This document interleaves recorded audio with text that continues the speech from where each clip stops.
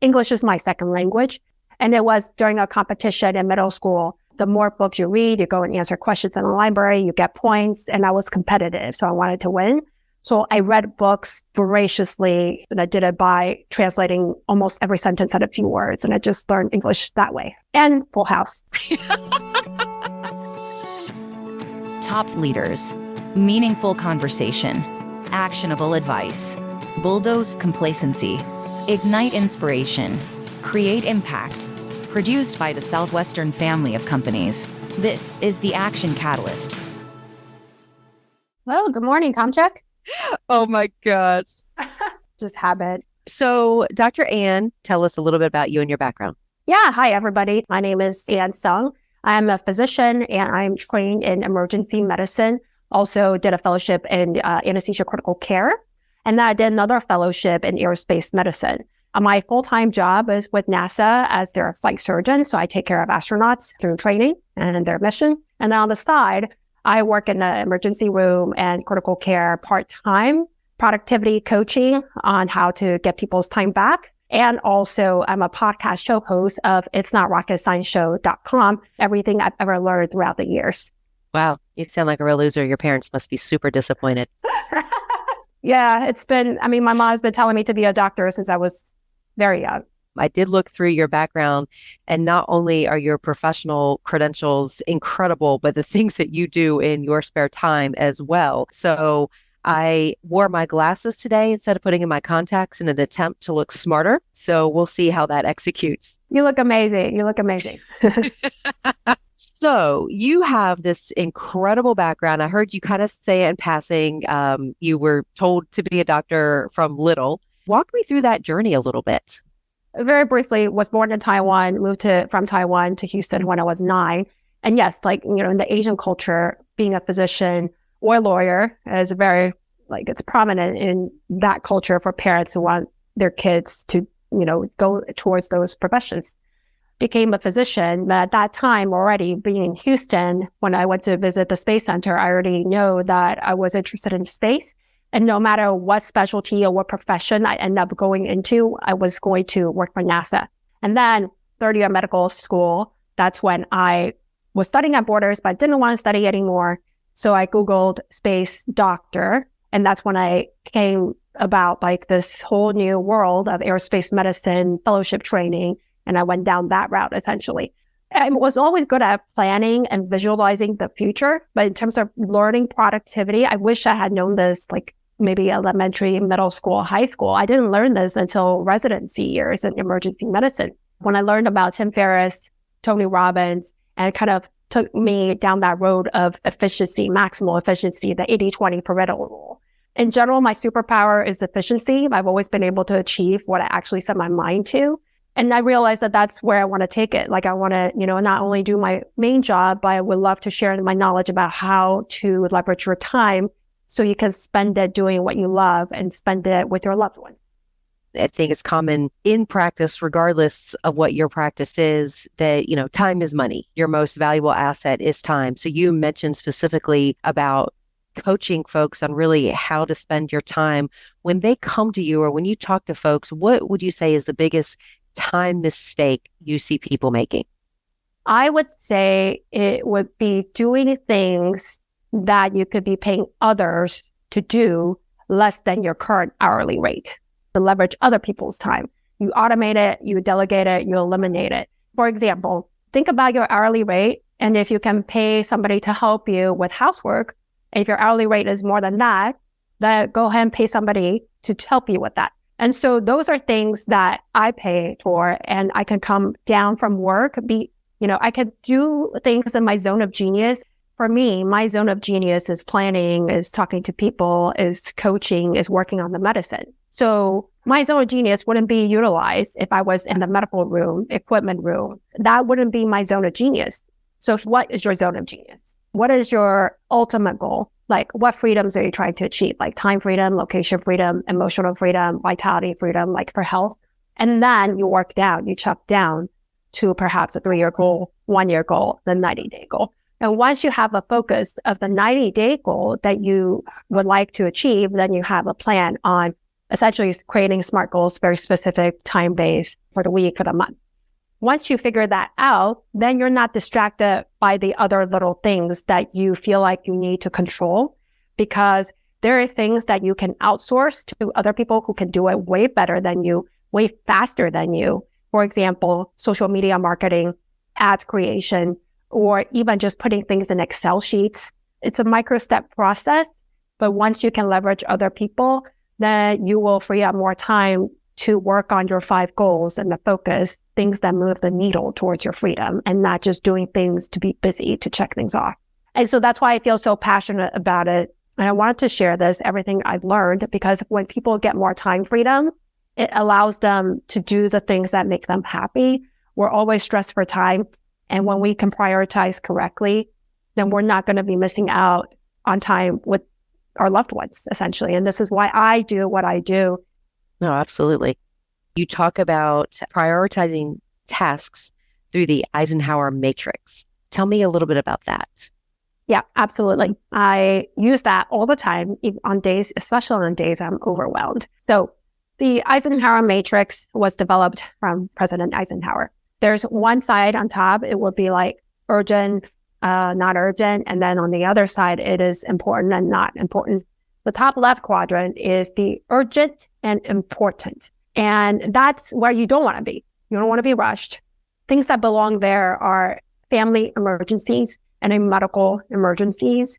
And some people say it would be like time-sensitive items that you're working on, like say at work, like say if the International Space Station is somehow in jeopardy or the crew is in jeopardy.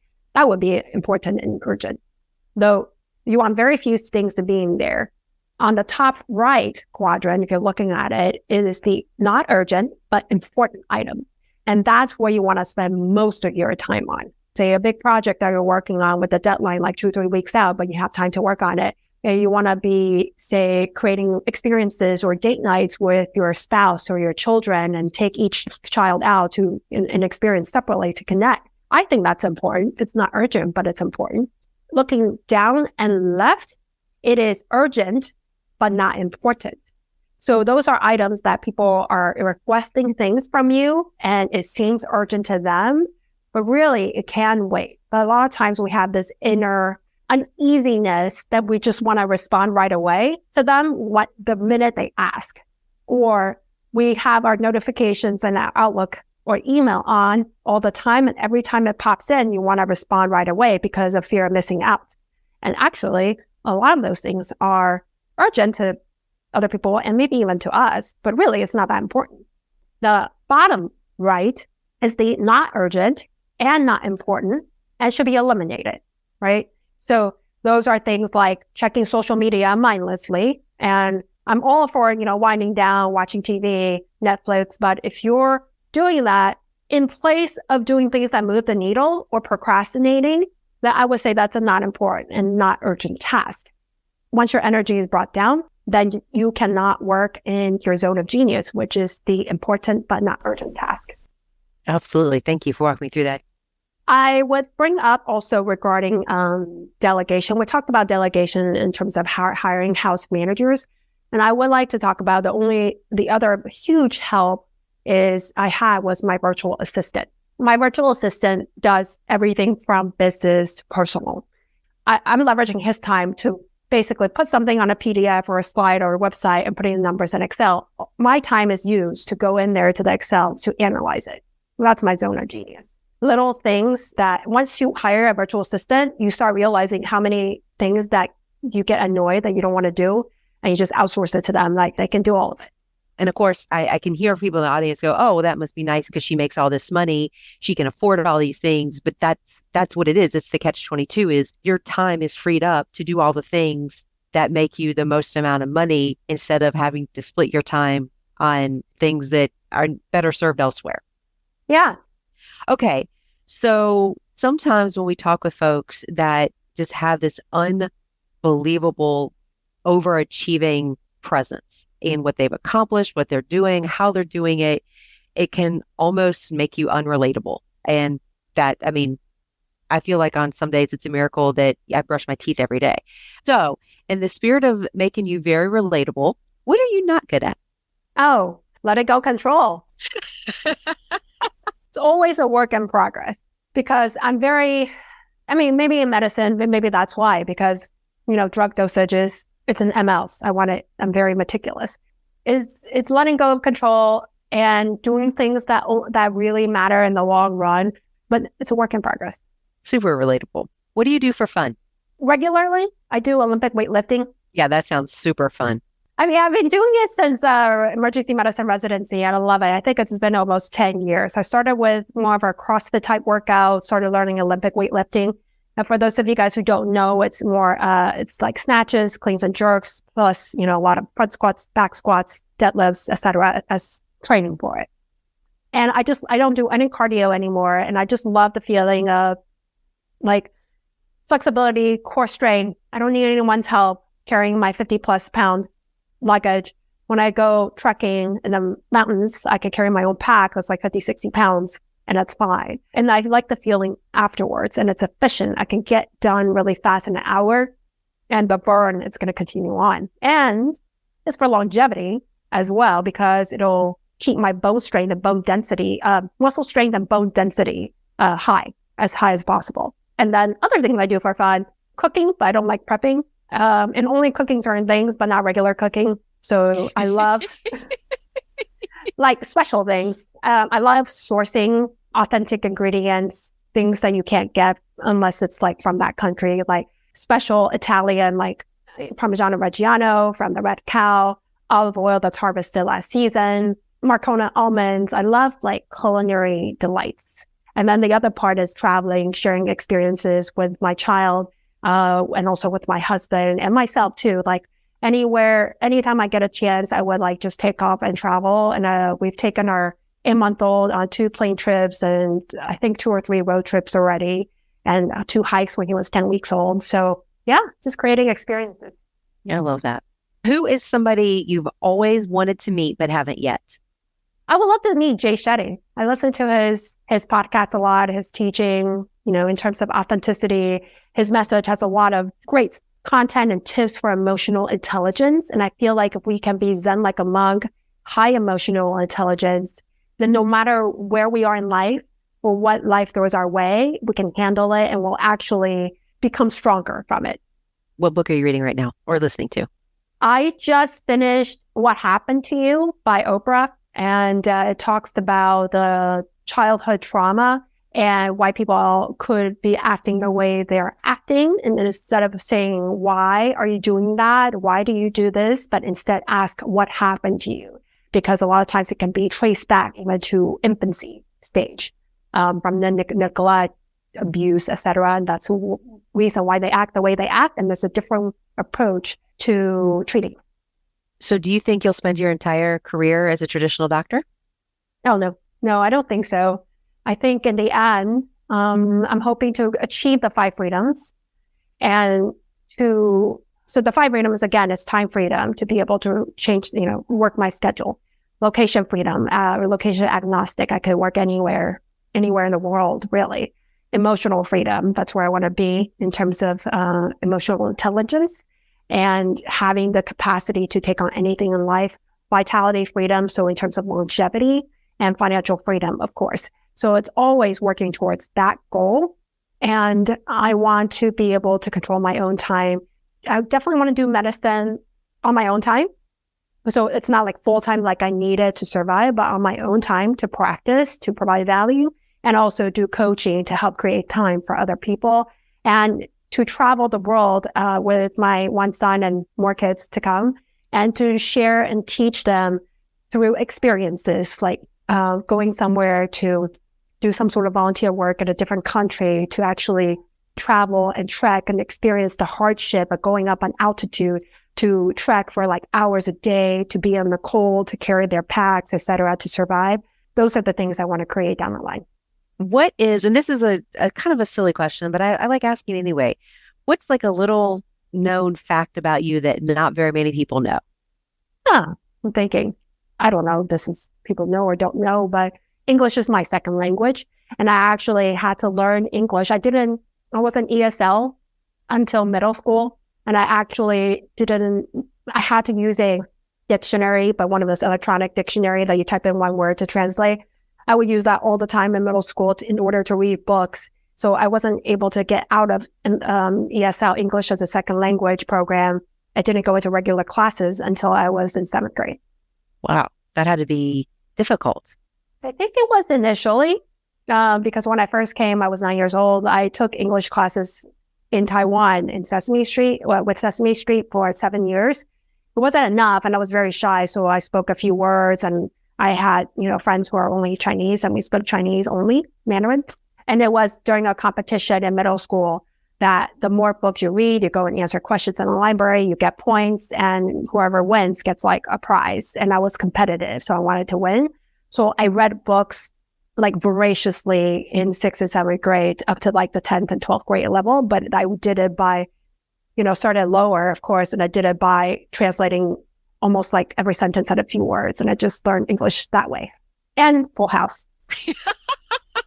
In Full House. That's great. Yeah. Oh my gosh, that's awesome. Okay, so this is just a personal question I'm curious about. You went to Antarctica? Yes. So my son loves penguins. So my bucket list is to take him. I mean, he wants the real penguins. I want to take him to Antarctica. I've looked into some, and now look, I hate the cold. So this is not going to be, we're not going to be trekking anywhere. I'm not playing around. I'm going to get off of something warm, walk around, take some pictures, and then get back onto something warm. So what advice would you give knowing I want to go to Antarctica? Let me think. Yeah. So for those of you who don't know, I went to Antarctica as part of the aerospace medicine program with University of Texas Medical Branch Galveston. And you go there to learn remote medicine, just like when the astronauts go into space and the space stations, remote medicine, telemedicine. And so I was there for a month. It was summer in McMurdo. So I would say if you want to go to Antarctica, number one, it's not as cold as winter in the Midwest when it's summer. Go in the summer. Okay. And it's not as really. Yeah, it's like maybe 30s. Unless you're in the South Pole, it can be colder. But it's like 30. Sometimes there's wind chill. Sometimes, of course, there's some snowstorm. But it's not like negative. So it's doable because we do it here in the Midwest. And so it depends on where you want to go. You can go from Christchurch, New Zealand, or you can go from Ushuaia, I believe, as well, South America.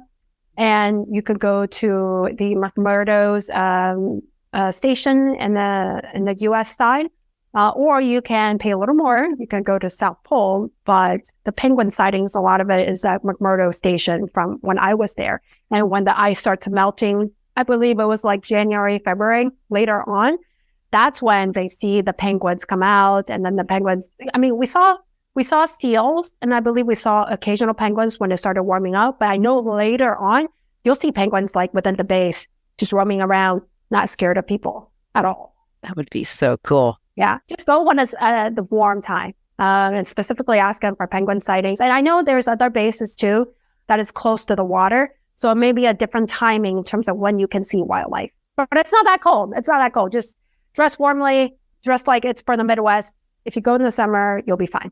Okay, noted. Thank you. All right. Anything else as we head to the end of our time together?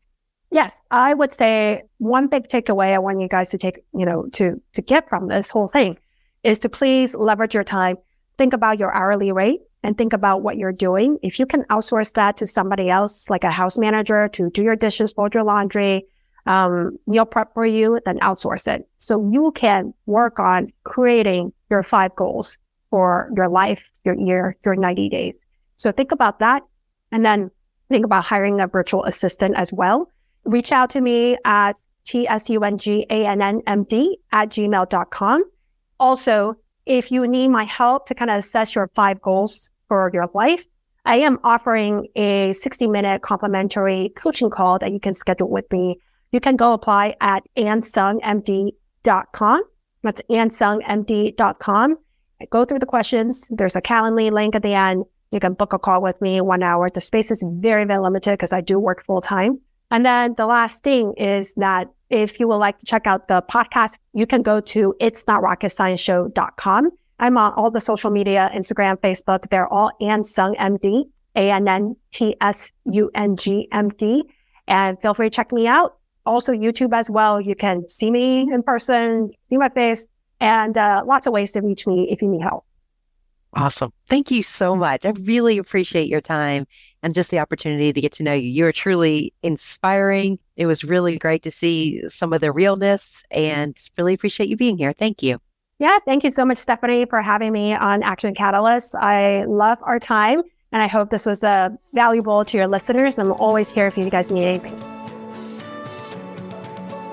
If you enjoy this podcast, please make sure to subscribe. And to stay updated on everything that the Action Catalyst is up to, make sure to follow us on Facebook and Instagram at Action Catalyst Podcast and on Twitter at Catalyst_Action. And as always, thanks for listening.